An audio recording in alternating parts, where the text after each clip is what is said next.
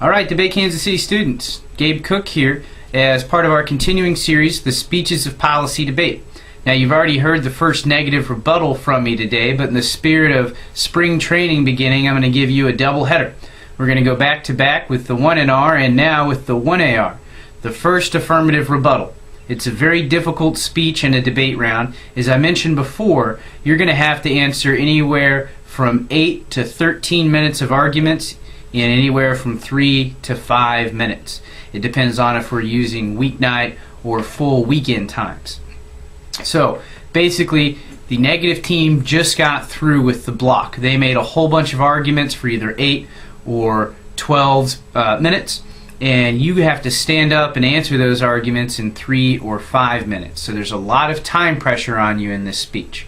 But if you follow my 5 tips, hopefully you'll give a very good first affirmative rebuttal. Alright, so let's check out step number 1. This happens before the speech, before the debate round, before the tournament. Know the 1AC. What do I mean when I say know the 1AC? You need to know all the evidence inside and out so that you can cite the authors of the evidence by name, the facts and statistics from the evidence, without hardly thinking about it.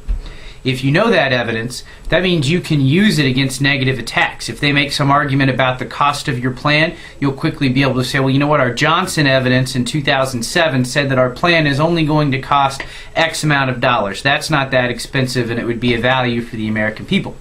That would be an example of what it might sound like. If you know the first affirmative constructive, then rather than reading new evidence to answer negative arguments, you'll be able to figure out what evidence you've already read that answers negative arguments. So it's very important that you know the first affirmative constructive and that you use evidence you've already read in your speech to respond to negative attacks.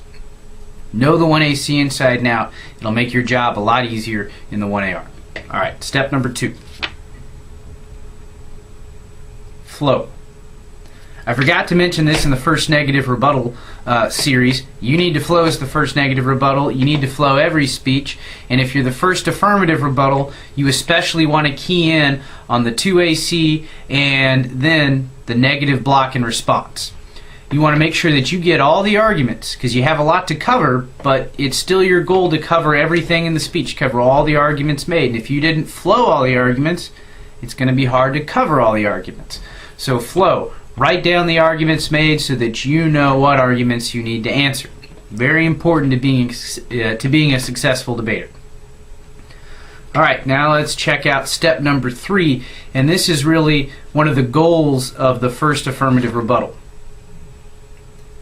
To extend 2AC arguments. Alright, so the way the debate round works, remember, you laid out the case when you gave the first affirmative constructive. Then the negative team in the first negative constructive laid out a whole bunch of attacks. Your partner, the second affirmative constructive, would have attempted to respond to all of those attacks. Then the negative team has the block, where they have the opportunity to hit back against the affirmative. What you have to do is use the arguments your partner made in the second affirmative constructive as the framework for your speech. And let me give you an example. Let's say that the negative team ran an economy disadvantage. And in the 2AC, your partner made 5 or 6 responses. What you want to do is figure out the best of those responses and extend them. You don't have to extend every argument made by your partner, but you should extend the best arguments made by your partner. So in the 1AR, when you got to the economy disadvantage, it might sound something like this. On the economy disadvantage, first, I want you to extend the second argument out of the 2AC. We have evidence from the Times Tribune that is newer than theirs that proves the disadvantage is not unique because the economy is already in a terrible recession.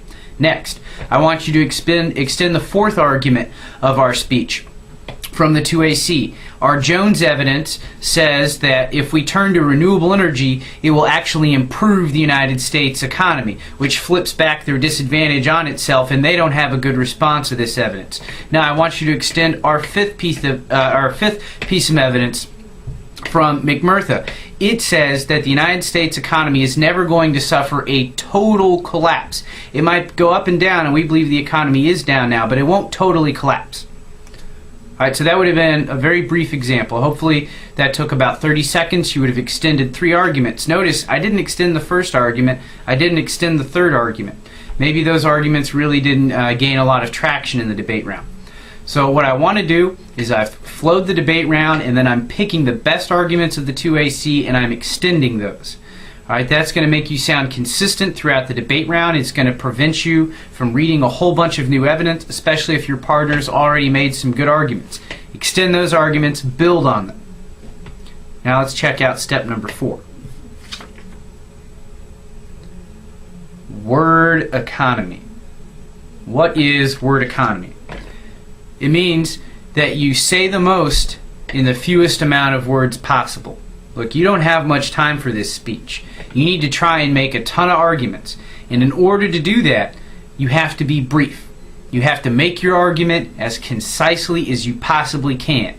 Every word you speak is time counted against you as the clock is running down. So try to say everything you can in as few words as possible. That doesn't mean that you're using like caveman speak or something. It just means that you try to sound elegant and concise. You make your point and you move on. And that's what I'm going to do. Let's check out step number 5. The main goal of the first affirmative rebuttal. The key to the 1AR. Cover, cover, cover. You have to cover all of the speeches made by the negative team. I've told you about this block thing several times. They've got time on their side, so your goal is to just get through all of their arguments. Make some type of response to everything that the negative team said as best as you possibly can, and leave your partner plenty of arguments to work with in the 2AR. Remember, the first affirmative rebuttal, like all the other rebuttals, is not a place for new arguments. It's a place for extending and explaining. So you want to try and keep 2AC arguments alive. You want to try to beat down the arguments that the negative made in the block, and you want to make sure that you don't drop anything. If you can get through the 1AR and you covered all or nearly all of the negative arguments, you should feel really good about yourself. Alright, because it is a very tough speech. So those were 5 easy steps for how to give a first affirmative rebuttal. I hope it helps, and take care.